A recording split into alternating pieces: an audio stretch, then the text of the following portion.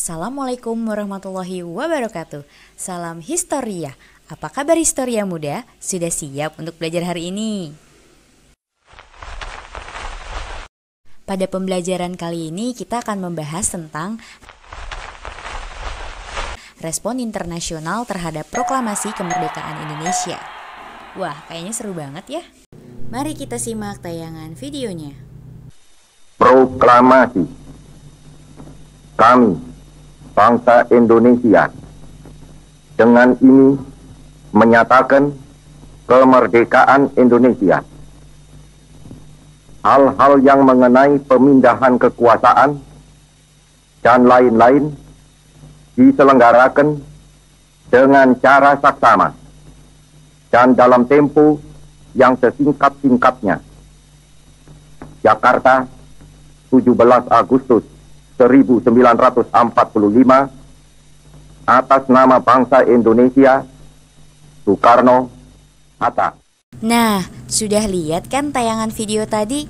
Kira-kira ada yang tahu nggak sih itu video tentang apa? Ya, tepat sekali.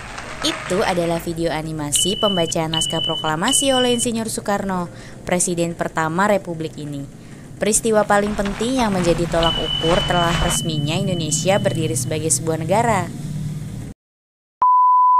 Eits, tapi tunggu dulu. Indonesia harus memenuhi dua unsur, yaitu unsur konstitutif dan juga unsur deklaratif. Apa sih maksud dari kedua unsur tersebut? Yuk kita bahas. Kalau kita lihat dari segi unsur konstitutif yang meliputi wilayah, rakyat, dan pemerintahan yang berdaulat, Indonesia sudah memenuhinya. Akan tetapi, Indonesia pasca proklamasi masih belum memenuhi unsur deklaratif, yaitu pengakuan dari negara-negara lainnya. Nah, hal itulah yang membuat Indonesia butuh adanya dukungan dan pengakuan. Gini deh, sebagai contoh, sama halnya ketika kamu mau mengadakan acara pensi di sekolah. Kamu udah punya kepanitiaan, udah punya tempat, udah punya proposal anggaran.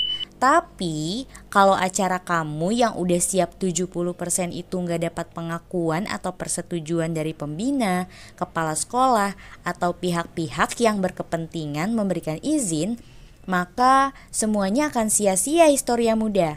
Hasilnya ya bisa saja acaramu itu batal. Nah, begitulah juga dengan negara kita ini. Indonesia membutuhkan dukungan dan pengakuan dari negara-negara lain. Untungnya, dalam kurun waktu setahun setelah proklamasi, Indonesia mendapat dukungan dari berbagai negara. Negara-negara pertama yang memberikan dukungan dan mengakui kemerdekaan Indonesia adalah Mesir, India, dan Australia. Peran Mesir terhadap Indonesia. Mesir hadir sebagai negara pertama yang mengakui kemerdekaan Indonesia. Mesir juga berhasil meyakinkan negara-negara lain seperti Suriah, Qatar, Irak, dan Arab Saudi untuk mendukung kemerdekaan Indonesia.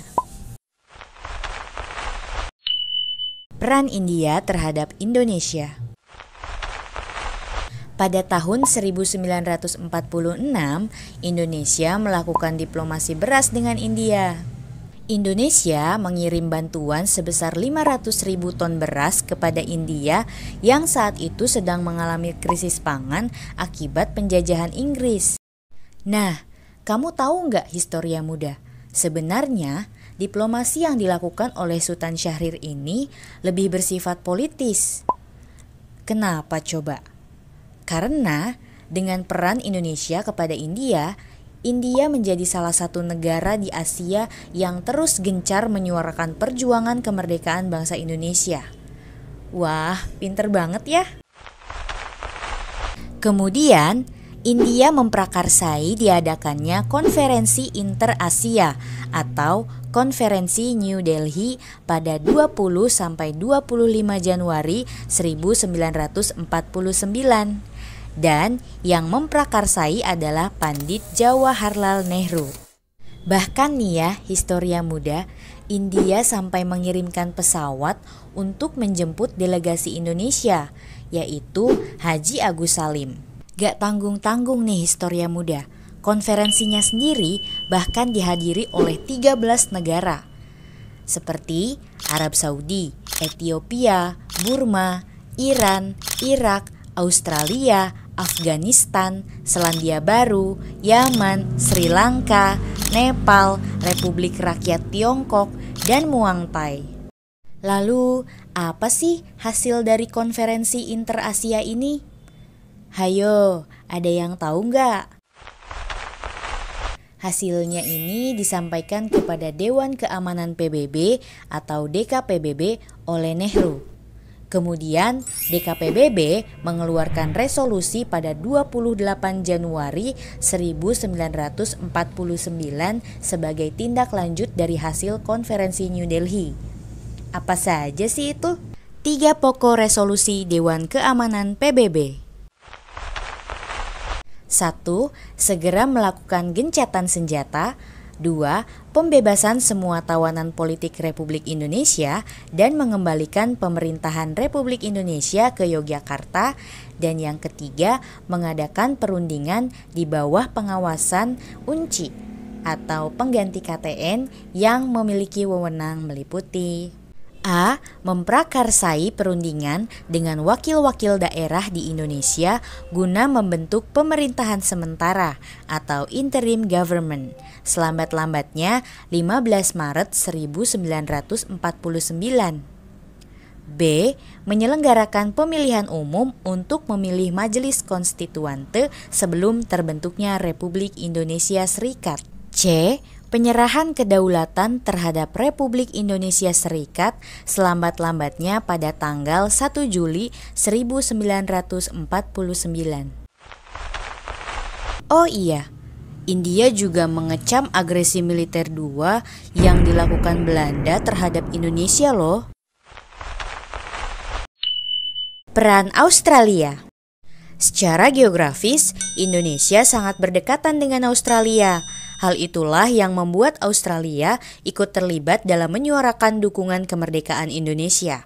Salah satu bentuk dukungannya adalah peristiwa Black Armada yang terjadi pada 24 September 1945. Lalu, apa sih akibat dari peristiwa Black Armada? Akibatnya, sebanyak 400 armada kapal milik Belanda yang berlabuh di Australia tidak bisa melanjutkan perjalanan ke Indonesia. Selain itu, para pekerja di pelabuhan Sydney juga menggelar aksi unjuk rasa di depan kantor diplomatik Belanda dan memasang spanduk bertuliskan Hands Off Indonesia. Selain itu, ada beberapa peran lain yang dilakukan Australia terhadap Indonesia. Australia memfasilitasi kembalinya 1.400 tawanan perang Belanda asal Indonesia kembali ke tanah air. Selanjutnya, duduk dalam komite PBB untuk mendesak agar kemerdekaan Indonesia segera diakui. Menjadi wakil Indonesia dalam Komisi 3 Negara sebagai mediator terlaksananya Perjanjian Renville. Partai Buruh Australia melakukan berbagai cara untuk mendukung kemerdekaan Indonesia. Berbagai upaya yang dilakukan oleh Australia dalam mengakui kemerdekaan Indonesia mendapatkan pujian dari Sultan Syahrir dalam pidatonya pada tahun 1945. Syahrir menyatakan bahwa Australia adalah teman. Kenapa coba? Karena melihat dari pengalaman kedua negara pada saat Perang Pasifik melawan Jepang, Sultan Syahrir juga berjanji jika Indonesia merdeka, maka Indonesia akan membantu kedaulatan Australia. Peran PBB. Selain ketiga negara itu, ada juga nih dukungan dari Perserikatan Bangsa-Bangsa atau PBB. PBB adalah organisasi internasional yang bersifat global dan dibentuk setelah berakhirnya Perang Dunia II, yaitu pada tanggal 24 Oktober 1945.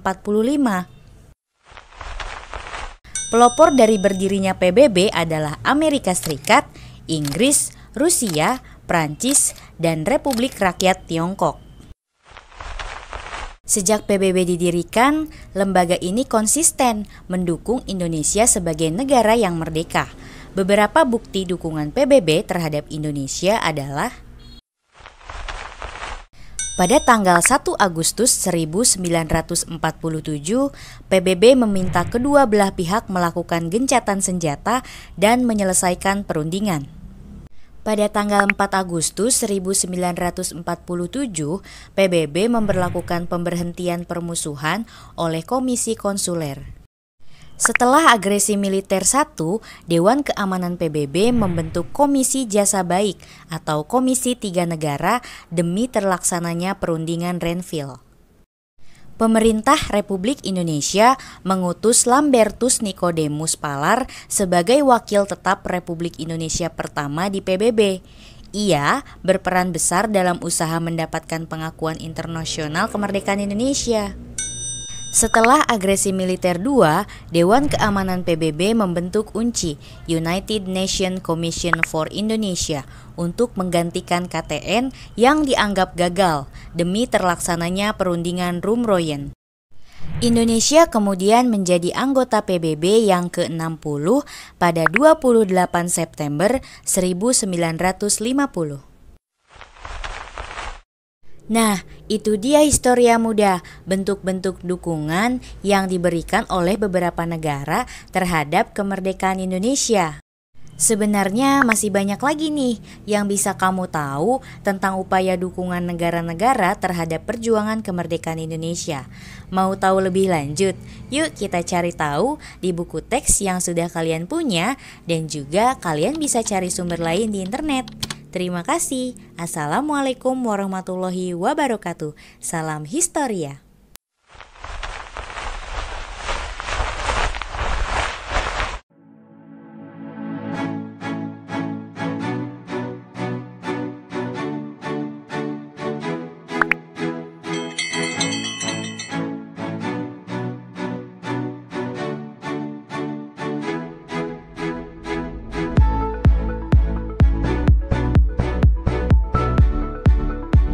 Ayo, baca bukumu, maka dunia berada di genggamanmu.